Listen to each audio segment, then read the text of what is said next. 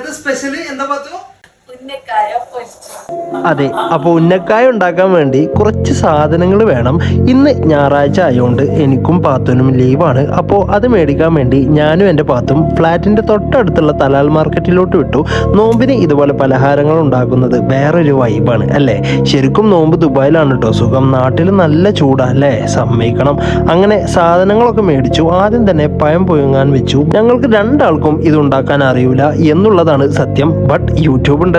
അപ്പുറത്ത് തേങ്ങ റോസ്റ്റ് ചെയ്തു, ഒപ്പം മുന്തിരിയും അണ്ടിപ്പരിപ്പും. അങ്ങനെ പഴം ബോയിൽഡായി. പക്ഷേ അതങ്ങ് അലിഞ്ഞു കിട്ടിയില്ല, ഒന്നും കൂടി വേവണമായിരുന്നു. സംഭവം പാളിന്ന് മനസ്സിലായി. ഒന്നും കൂടി ചട്ടിയിലിട്ട് വഴറ്റിയെടുത്തു. ലാസ്റ്റ് പഴംപൊരി മാവ് ഉണ്ടാക്കി അതിൽ മുക്കി പൊരിച്ചു. ഒരു ഉന്നക്കായ പഴംപൊരി ഫ്യൂഷൻ വെറൈറ്റി സാധനമായ എല്ലാവരും ട്രൈ ചെയ്യണേ. അപ്പം എൻ്റെ വീഡിയോ ഇഷ്ടപ്പെട്ടെന്ന് വിചാരിക്കുന്നു. ഇഷ്ടപ്പെട്ട് കഴിഞ്ഞാൽ ഒന്ന് സബ്സ്ക്രൈബ് ചെയ്യൂ.